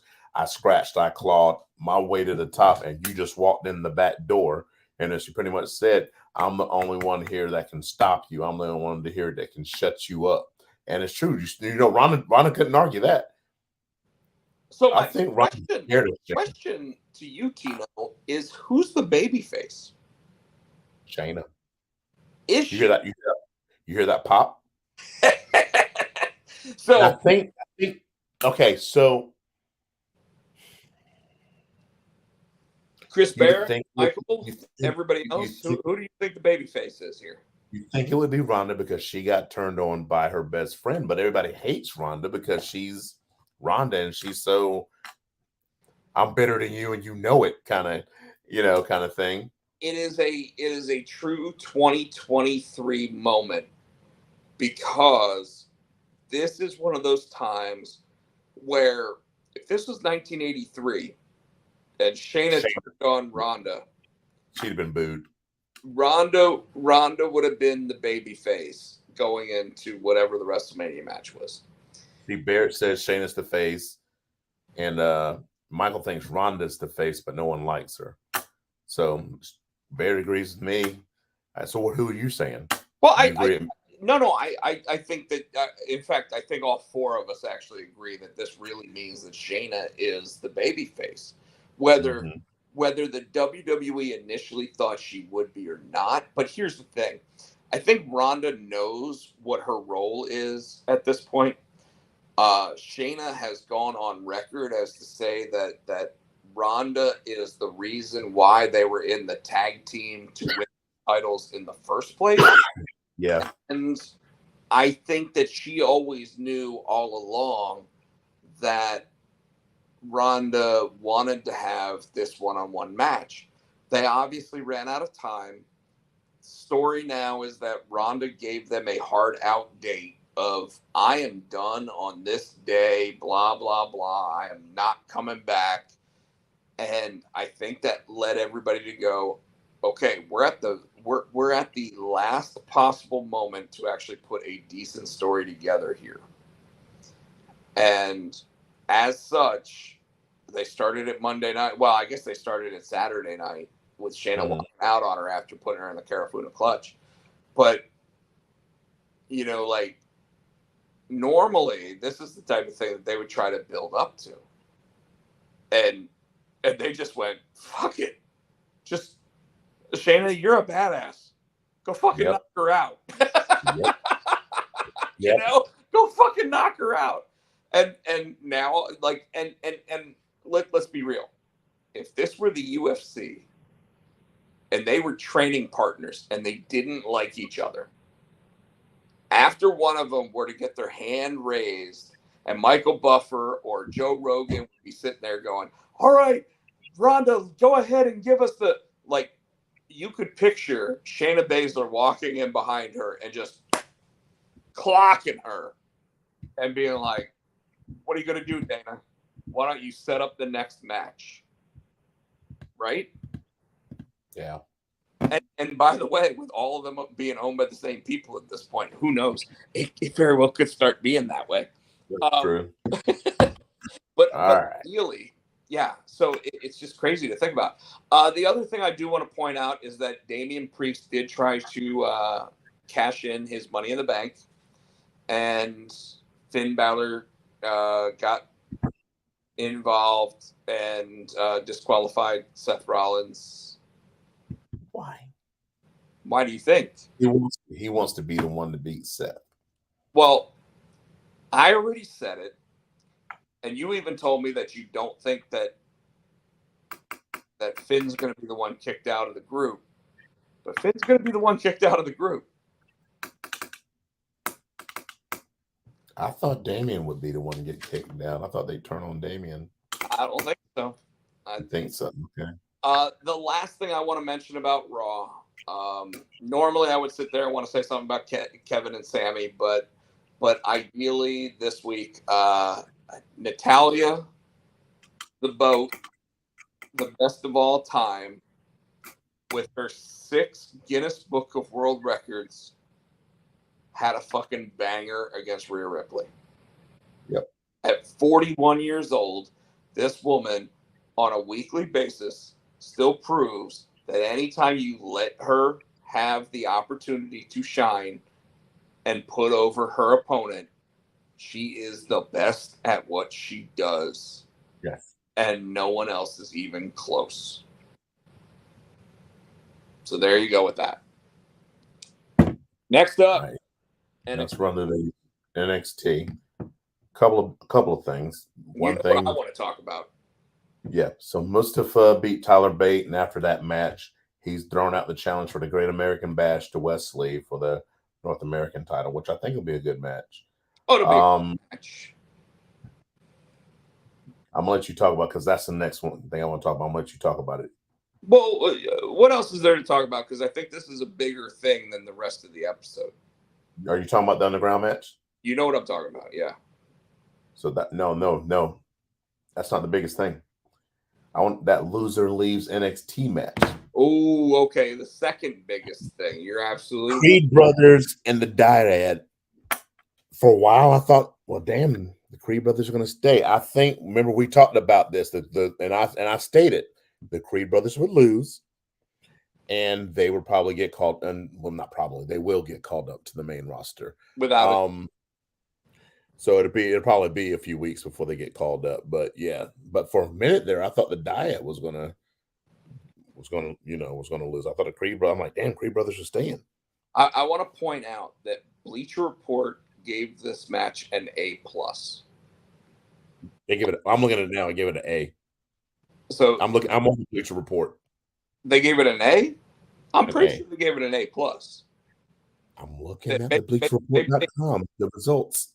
Well, maybe they went back and they changed it, but I'm pretty sure that when the match was over, they gave the entire thing like for that an A+. They might have rewatched it and changed it a little bit. I don't know. But either way, an A for did the Creed brothers ever own the NXT championships? Yes, they did. That they did for like until they lost it to Gallus, right? Yep. Yeah. So all things considered, these guys are one-time NXT tag champions. They kept getting everything pushed down on them based on the fact that like Roddy Strong was part of the group. Then all of a sudden Roddy's not under contract. Ivy Niles part of the group. We don't know what's going on with Ivy Niles. Like everything. She was with them at the ring, so I wonder if she gets called up too. Well, and I think she will. I think Ivy Nile is. I don't know how good she is really in the ring, but she has a look that is very different than every other woman in NXT. And dude, she literally went from. I remember this back before even the Thunderdome days, when the WWE had the NXT tryout people sitting in the crowd. She was the little cute blonde girl. And then all of a sudden she was jacked up. And when she got jacked up, I mean like that girl has like 3% body fat on her. Like it's not even funny at how little body fat she has. But she went from being like the super cute little chick in the audience to being like, oh, I'm going to get on TV and I'm going to be a wrestler. And now all of a sudden, like, she scares me. So before you get one more thing, and I'm gonna let you go no, on your thing. By all means, sir. The last thing, Braun Breaker was in the ring. He's pulling I beat everybody. There's nobody else to beat. I'm invincible. Blah blah blah blah. And Dragunov out. Ilya Dragunov comes out. So I'm thinking, okay, Breaker's going up to the main roster.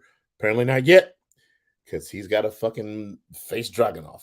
Well, there is the rumor that Dragunov will be the next member of Imperium. So he's going to go up before Breaker? So there is a high probability that Dragunov will be called up. And maybe it's, as someone gets kicked out of Imperium. I don't know.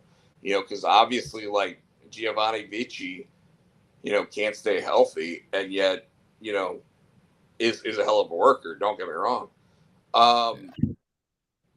But yeah, it's interesting to think. But, like in terms of the workers in NXT, Dragunov's probably, he's the guy that beat Gunther, right? So if you want a guy that's going to sit there and just, he beat what's T-Bar. Who's he now? Oh yeah. Well, he's back to being whatever. I couldn't think of his name. Whatever. Dijak. Yeah. Now he's just Dijak again. He's not Dijakovic or any of that bullshit. Yeah, he beat Dijak. All right, so do your thing, because we're run. It's 10:33. I want to try. I said I want to be done by 11. I know, and we still have to try to go through AEW. Yes. So, for some reason, they announced the After Dark. Well, that's because Damon Kemp was like, Thorpe beat him in the other matches, and he's like, "You're cheating. I want to do the stipulation. I want to do my match." Da da da da. So he's like, Thorpe's like, "What do you want?" He goes, "I want an underground." It's like, A Raw Underground match. oh shit. Now, interestingly enough, from what my understanding is I believe Thorpe, not Kemp, but Thorpe is Gable Stevenson's real life brother. I don't know about that. I just know that they came at Gable Stevenson was Sitting in the roommate audience. training with Kemp. No, he knew Kemp from something. Like they trained together, they went to school together or something. That's how he knew Kemp. That's how he volunteered. He volunteered to train Thorpe because he knew Kemp so well. So Stevenson is the brother of one of them. I can't remember which one it is. Anyway, I'm gonna look now. What's his name? Gabe Stevenson. Go ahead. I'm looking it up while you talk. Olympic gold medalist Gable Stevenson, second Olympic gold medalist in amateur wrestling to be hired by a pro wrestling company. Anyways, he went to the University of Minnesota. What's that? He went to the University of Minnesota, like they all do, like Lesnar, like the Steiners, Shelton. Well, no, the Steiners went to Michigan. I'm sorry. Yeah. But that was like Shelton Benjamin and those guys. Anyways, dude, this guy put on a suplex clinic without ropes. And I'm going to tell you, okay, we saw Gable Stevenson at what? WrestleMania last year? Time out. You're right. Damon Kemp is Stevenson's real life younger brother. So you were right. I didn't know that. Damn. Yeah. I'm sorry. Go ahead. I'm sorry. No, you're fine. So Stevenson gets in there, somebody gets in his face, and he starts delivering Raw Underground suplexes to everybody. Everybody. And they looked a lot better than the ones he delivered at WrestleMania 2 years ago. Like, these things were clean snap suplexes and over the head I mean, like, they were pretty, bro. I want to know who helped him. You know what I'm saying? I know he trained at the Performance Center, but I want to know probably who was it? Danny, same guy that was OVW back in the day. It was probably Danny Davis. Yeah, probably Danny Davis. But those suplexes, I mean, I would if is Kurt Angle with the company. I wonder who. You know what I'm saying? I wonder Kurt Angle or I doubt a Brock, but maybe a Shelton Benjamin. You know what I'm saying? Because those were two Chris. They were too damn good. Those were fucking Angle-worthy fucking suplexes. Yeah, like nobody got hurt. Like they got up and they were like, man, that was like hitting a fucking pillow. Like, they were that pretty. But my point is, now a year and a half later, after we saw Gable Stevenson announced as part of the Raw roster, he finally shows up in NXT. And I think he had to finish school, didn't he? Well, he did have to finish school, but it took longer than everybody thought. But if you also noticed, he looked like he was in better shape. Yes, he was fucking jacked. Like, he was jacked. That kid's huge. Without his shirt on yet, we don't know whether or not he's got abs. But that bitch was wearing a medium shirt, and he was fucking about to hulk out of it. Medium. So, but anyway, it once again proves that the WWE machine, when put in the right direction, can get somebody ready for the big time. And suddenly he looks like Like, I immediately thought, Tino, and tell me what you think of this. I immediately thought Braun Breaker versus Gable Steveson. I'd like to see Gable against Brock. Well, yeah, but that's going to be like, yeah. Breaker and Steveson. But I don't know. Is he sticking around in NXT because he's already been announced for the main roster for Raw? No. That was 2 years ago, and that never panned out. Like, he's going to make his way through NXT at this point. What you think of the match? Did you watch it? No. Damon, at one point, I thought he broke Thorpe's neck. He back suplexed that bitch from the ring to the floor. I need you to go back and watch that match. I was like, what the fuck? It was good. I mean, the whole thing, like, everything they did looked like it was pretty good, but the only thing I get to see was like the video package of Steveson delivering like 4 suplexes. Barrett says Steveson had to have heart surgery. I didn't hear about that. I didn't hear about that either. It's possible, but I mean, it might have just been to clean stuff up. So let's go ahead and break down Dino Mati. Yeah, let's do that. Yes, 10:40. All right. Look, I just had it up. I was looking for Steveson and heart issues, but we had the first blind eliminator tag match, which was. Did you watch this show, by the way? No, I was still out of town.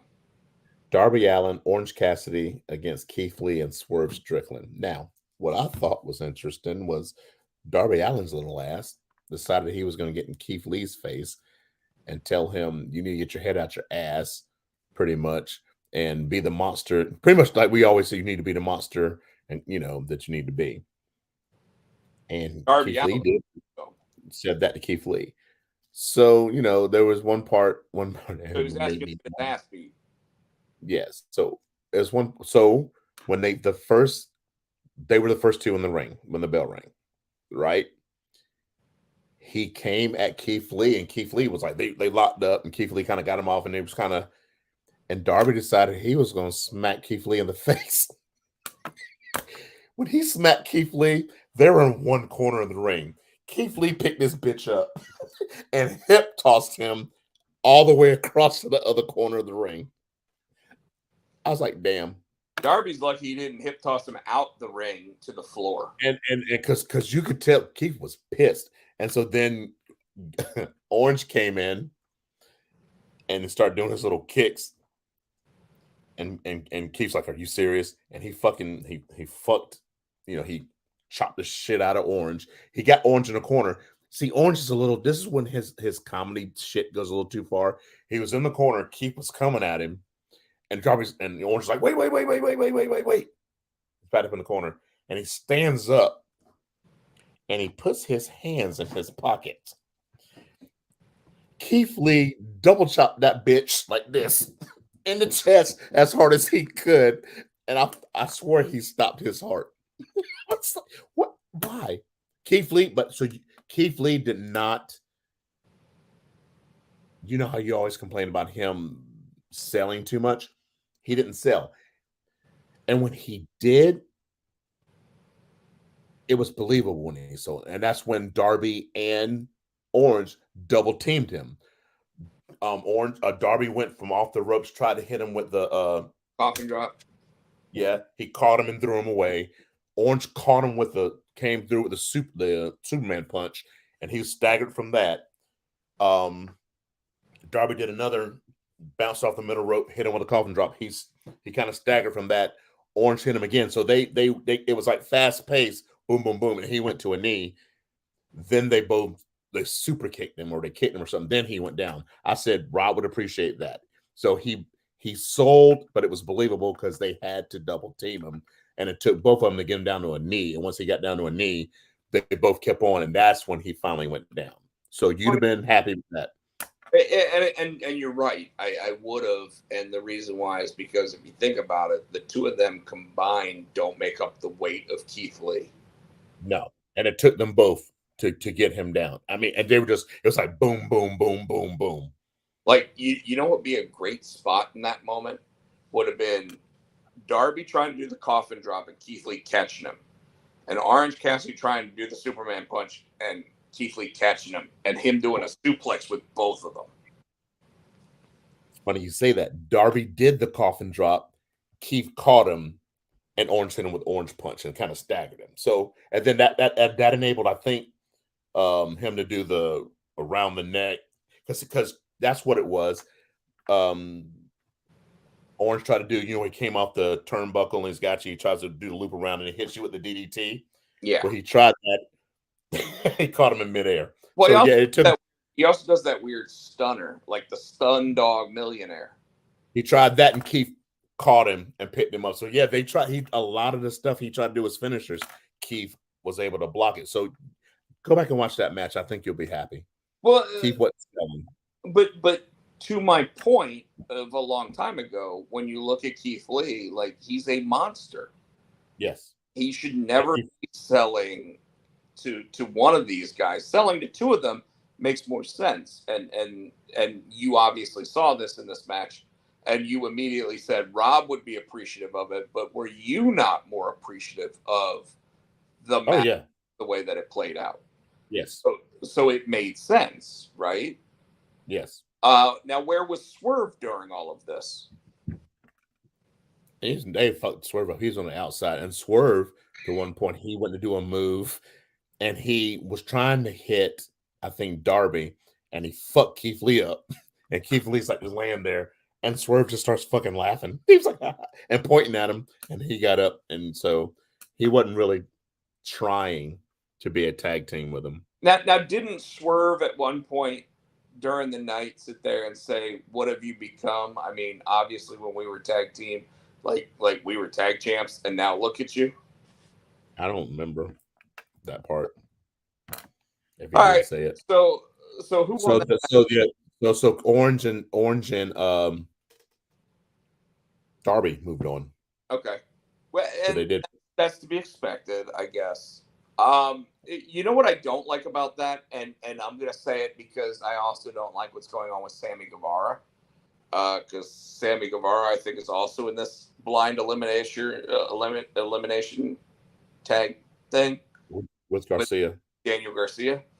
Is that just a month ago, both of those guys were going for the World Heavyweight Championship, and now they're in a blind tag team elimination tournament where they have no chance at winning the world title.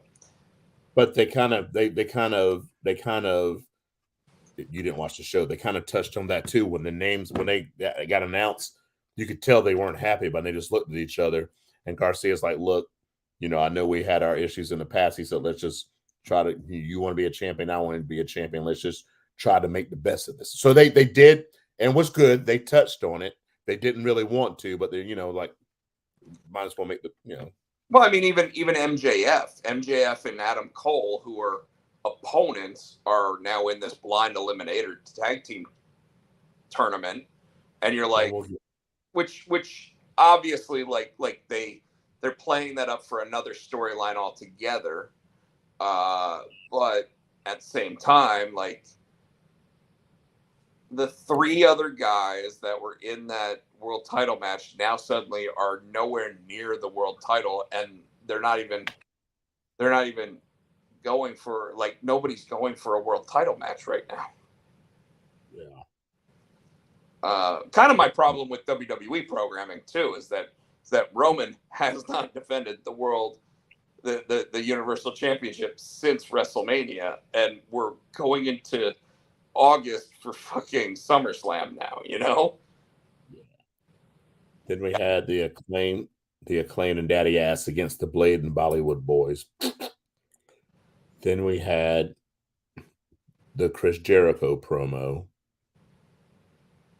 which he's saying, I might need to change something. Callis came down. It's like, I've known you. If it wasn't for me, getting you with Kenny Omega, you probably wouldn't be here. And Jericho's like, well, if I hadn't known you back in 2015 when you had your business and you weren't happy, you wouldn't be here. So they did all this. He goes, so you want me to join your faction? He goes, I don't join factions, I start them. So you want to answer? You want to answer? I got one word for you. Maybe. And he walks away. So the interesting thing about all of that is that Callis basically said, had he not contacted Jericho in like 2017 to have him in the main event at Wrestle Kingdom against Kenny Omega, AEW would not exist. Mm-hmm. And he's not far off from being true. Think about that. Because everybody looks back and says, if AEW hadn't had Jericho, they would have never been looked at as a legitimate brand. And it literally was a phone call from Don Callis that got Chris Jericho to rethink whether or not he should re-sign with WWE at the time. It's pretty crazy. Okay. All right. Next up.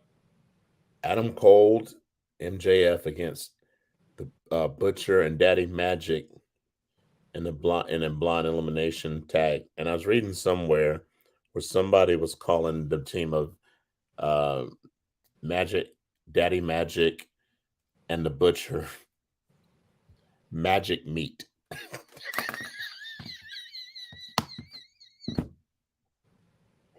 The only thing that is making me crack a smile to that is the way that you laughed.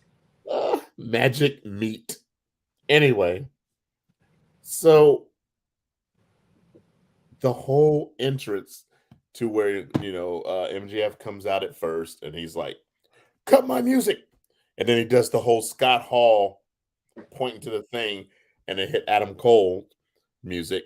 And then, so, Adam Cole's, comes down to the ring, MJF's trying to do all that. And they get up and so Cole's just looking at MJF like, really? And he's walking, MJF's walking ahead of him. Adam gets on the ring apron to do his boom. And then, and MJF's on the floor. And then when it hits it, they both go, boom. And Adam Cole's looking at him again like, I ought to kick you in the fucking head while you're standing on the floor. And then they get in the ring. And for some reason, you remember when DX used to get in the ring and Triple H standing there and Shawn Michaels would just lap around Triple H? MJF is lapping around Adam Cole. And then finally, when it gets to that part, they get in front of it. They get in front of him, and then he gets down. And then when they do the Adam Cole baby, MJF's on his knees, doing the thing like that, and Adam Cole standing above him. I'm like, they're really trying to make this look like you know what I'm saying? So it's funny. And then so Adam Cole takes off his jacket. He didn't have the shirt. MJF takes off his jacket. He's got his "I'm better than you, baby." And he's like, "Where's the shirt? Where's the shirt?" Adam Cole's like, "Fuck this shit." And so they get into the match. They're wrestling. For some reason, MJF is like, "Tag me, clothesline." He wanted to do this double clothesline. I don't know what the fuck he was talking about. Adam Cole didn't listen to him. He hit his fucking knee finisher for the win. He's getting ready to leave. And then MJF's like, no. It's your birthday. And so he has the production team come out. Just watching you even try to talk about this. Because remember when it was MJF's birthday, he had the big the confetti and the big ass huge cake and da. He has the production team come out. One dude's got like this big ass helium balloon tied to like the back of his belt, and it came out with like a Harris Teeter, one of those little bitty round birthday cakes. And then he comes in the ring, and he goes, and so he's standing there. So he makes everybody put on these party hats. And he's got his party hat, and he's trying to put his party hat on Adam Cole. Adam Cole's just looking at him like, I fucking dare you. And he puts the hat on it, and Adam Cole's like, I'm gonna fucking kill you. And he starts to say something, and MJ puts one of those horn things in his mouth. Like, nope. He said, and by the way, we're gonna sing happy birthday. So, he's doing the happy birthday, and Adam's like, we get it. We get it. You're a good singer. We're out. And he goes, okay. Just make a wish. Just make a wish and blow out the candle. So Adam Cole turns his back. They've got this one candle on this little bitty damn Harris Teeter cake. And while he's got his back, MJF's like, I'm gonna put his face in the cake. I'm gonna put his face in the cake, right, to the camera. Adam Cole blows out the candle. And right as MJF comes up behind him, he turns and takes his face and slams MJF's face into the cake. And he's sitting on the floor, and they're screaming, and the fans are going, eat the cake, eat the cake. And so MJF's like, okay. And he does like that, and he just, not bad. And Adam Cole like goes down and he takes it, he goes, it's a pretty good cake. He goes, I got 2 words. He goes, thank you, my friend, for putting this in. You didn't have to. Thank you, my friend. And he walks out. So I'm like, that's why I'm like, where's this going? Is it going to be? So a lot of people have said that the WWE's, and I know this is AEW, but the WWE's sports entertainment is finally trying, like AEW is trying to do something a little different to try to draw some new eyes to the product. And it's funny because MJF has done this type of stuff a lot. He obviously did the sing along with Chris Jericho, and he obviously had the storyline where he talked about when he was a kid against CM Punk and everything else. So I mean, he is a sports entertainer through and through. He is not he's not just a professional wrestler. He is a true heel pro wrestler. But Yes. I mean, hell, last week when he called, when he saw Roderick Strong, he goes, "Hey, what's up, generic white guy?" But the fans, I don't know if it's because they were why, but the fans were cheering him. They were eating MJF up. Yeah, last night. Well, it's funny you say that, and I'll explain it this way. MJF and Roman Reigns are not heels. They're not. Because both of them get cheered on their way to the ring. They have the ability to get you to boo them because they're as good at what they do as what they are, right? But they're not heels. In fact, they're not baby faces. They're not heels. They're fucking superstars. Yeah. Brock Lesnar is a prime example of this. If Brock wants you to cheer him, you're going to fucking cheer him. If Brock Lesnar wants you to boo him, you're going to fucking boo him. But he can get you to change that tone within that conversation in that 4 minutes you're going to see him. Yeah. MJF and Roman Reigns are exactly the same way. They will make you better by being in the ring with them. But in actuality, they are not a prototypical heel. They're not a prototypical babyface. They legitimately are above those standards at this point. Okay. I mean, hell, we literally saw Roman Reigns go from being cheered in Montreal to immediately the most booed man in Montreal against Sami Zayn. Like, everybody put their finger up. And then all of a sudden, as soon as Sami came out, it was like, nope, we're taking that finger down. And MJF's the same. So like what they're doing with him. Now, with this Adam Cole storyline, I mean, this legitimately, it truly has the opportunity to really make some superstars. The problem is that MJF is a superstar. Adam Cole is a superstar. But there's a third person in that storyline that they have the opportunity to truly build into a superstar one way or another. And who is it?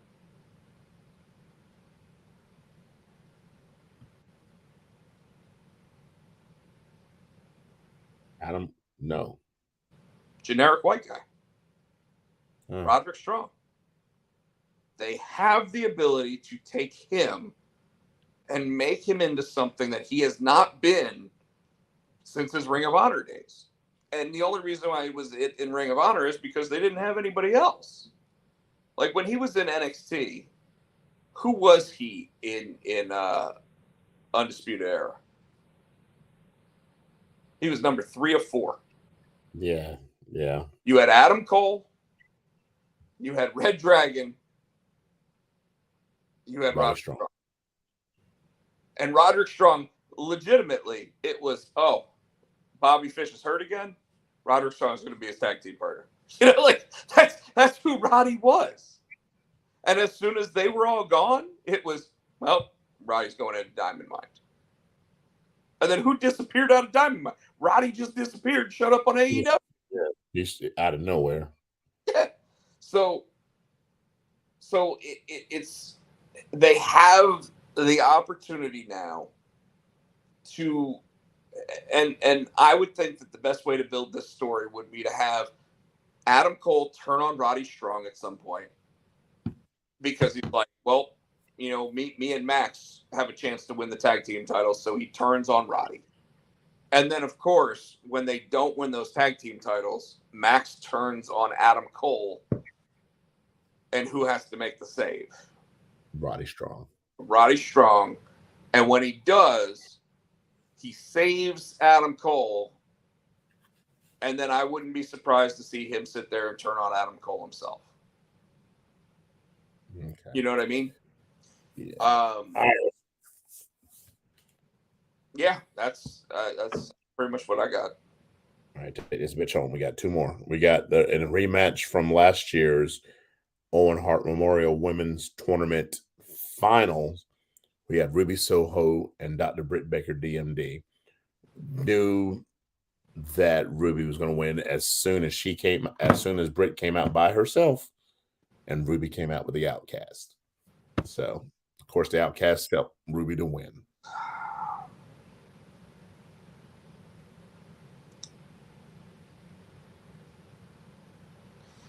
I don't know if they're building to try to have when Thunder Rosa's ready to come back, because obviously there's real heat between Britt and Thunder Rosa. But I think when she comes back, Thunder Rosa's going to Collision. I don't think she's going to come back to Dynamite. Well, but against the Outcasts, I could see them putting their differences to the side to take down the bigger enemy. Right? And just imagine how big the pop would be if Thunder Rosa comes down. You think she's going to join the Outcasts, and then she turns on the Outcasts, and her and Britt Baker take down the Outcasts. Okay. I mean, that's about as big of a pop as you can get on the women's division. But would they do that, though? They both know that more money can be made with them facing each other in the long run, which means tagging together for at least a little while. Yeah, you bite your tongue, you sit there and you do it, you do the job, and you make the money, you know? Mm-hmm. Like, I kind of think that both of them are willing to make the money. All right, what else? Main event, Omega and Willa Yuta.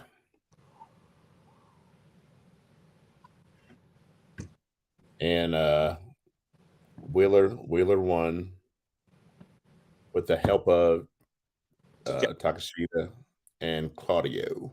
Takeshita. Not surprising, considering they're building towards Blood and Guts. I do find it interesting a little bit, though, that this is now the second time that Wheeler Yuta has beaten Kenny Omega.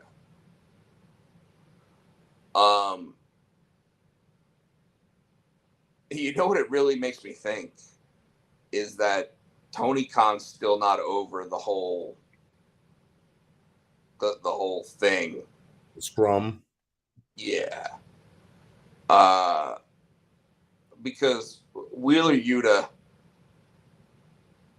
is nowhere near on the level of Kenny Omega. Now, he might be trying to build him to be, quote unquote, on that level, but he's not on that level.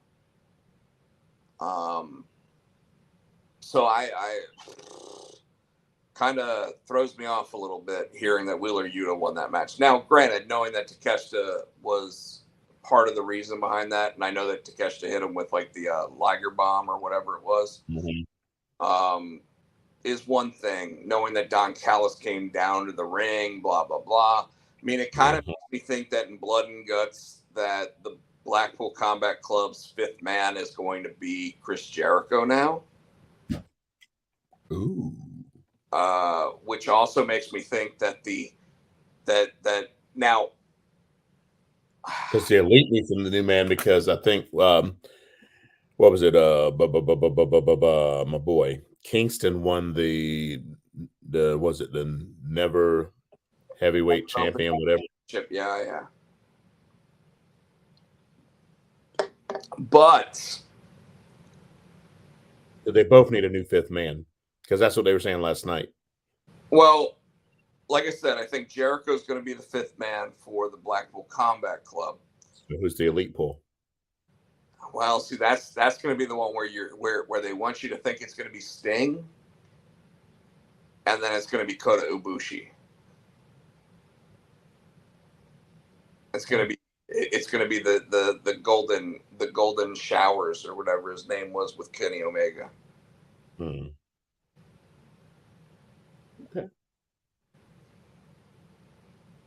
Okay. But I think Jericho does that match because, well, Jericho just wants to be in a high spot, like he wants to be well placed. And then I could also see Sting and Darby coming down and causing Jericho to leave the match early. Oh, so that's that. But I've also forgot to remember they did draw another name for the blind elimination tournament. So it was Matt Hardy. He was standing backstage. He was like, so they pulled it. He goes, oh, and the guy pulls it. Goes, oh, it's Jeff. He goes, are you kidding? You think my brother Jeff? And he goes, it's Jeff Jarrett. Matt Hardy was like, oh, that sucks. The nuts of slap. He said, oh, that sucks. Yes. But he said the nuts of slap. Oh my God. Awesome. So he totally gave the opinion that everybody else was thinking. It's awesome. It was funny. That's all I got. That's all we got. Well, I think it was a good show tonight, man. Yeah, dude, that was. Folks, sorry we were so late getting on. Lots of traffic issues and weird shit happened that caused that. Are we going to be on next week? I'm at the beach. You're at the beach next week. So if we do a show, it'll just be me, which means most likely it will not be a show. I'm just saying, like I know that you're not going to be here. So if I do hop on, there's a possibility of a show. But this will be the last time for a long time. I think my vacations and everything are going to be done until the holidays. So, if you are a comic book fan, I will highly recommend going into your local comic book shop and ordering a comic book called Scrapper. It's a superhero dog story, created and co-written by my buddy Cliff Blazinski. You might know him from Gears of War. So with that, last thing I'll say about that. Anyways, Tino. Oh, get on. I'm on I see you're on it too. Threads. I just signed up for Threads today. Why are you laughing? I'm laughing because it's just another social network. Yeah, but I think it's taken over. I think it's because look what Michael just wrote. They're done with Twitter. 99. Oh, my thunder, Michael. All right, folks. So you can check him out on the Twitter machine. He is at Podcheck. I'm HoodieFan91. On the Insta, I'm SC Tino. He is Rob Potcheck. You can check us out on Twitter. We're Potsy and Tino. Facebook, we're the Potsy and Tino Show. We're here each and every week. Well, except for next week. Each and every week other than that. So we want you to give us a like, give us a thumbs up, buy our shit. We want to say thank you to Adam's House Cats for the wrestling song, which you get on iTunes for 99 cents. Michael Turner, 99. And hit him with your handles. The only other thing that I'll pretty much say is obviously if you haven't subscribed to the show, go ahead and subscribe to the show. The threads, I am Rob Potcheck. I don't know what you are on there, Tino. Are you SC Tino on that? Probably whatever I don't even know. Yeah, I just know I probably SC Tino on threads. With that, folks, yes. Like he already said, thanks to Adam's House Cat. Thank you for joining us as always and hitting up that comment section. With that, last thing I'll say is on Twitch, I am Rob Potsy Potcheck. I am now up to 26 subscribers. So please go ahead and hit that. Well, not subscribers, but followers. Go ahead and hit that follow button on there. I did play a couple games the past couple weeks. Had a bunch of people in the room. That was a lot of fun. We'll probably be playing until dawn next week as I continue to look for a day job. With that, I believe you can hear Giovanni Vici complaining about his broken ankle. My toe. What? Oh shit! There was something where I wanted to talk about like that type of sound, and I think it was when Dominic was against Cody and he got tossed out of the ring, and he made like a sound like falling out of the ring. Oh damn! Can't remember exactly what it was, but something made me laugh my ass off when they got knocked out of the ring, and I was like, that reminded me of the my hole. With that said, folks, we won't be here next week unless I'm here by myself. We will be here the following week after that, and of course, we hope to see a couple of you out at GalaxyCon in Raleigh. Apparently, last thing I'll say tonight is that Stephen Amell did mention that he is going to be in Raleigh for that and is now looking for a place to show the season premiere of Heels in Raleigh. So keep an eye out for that. And from there, I believe you can hear that old wrestling song.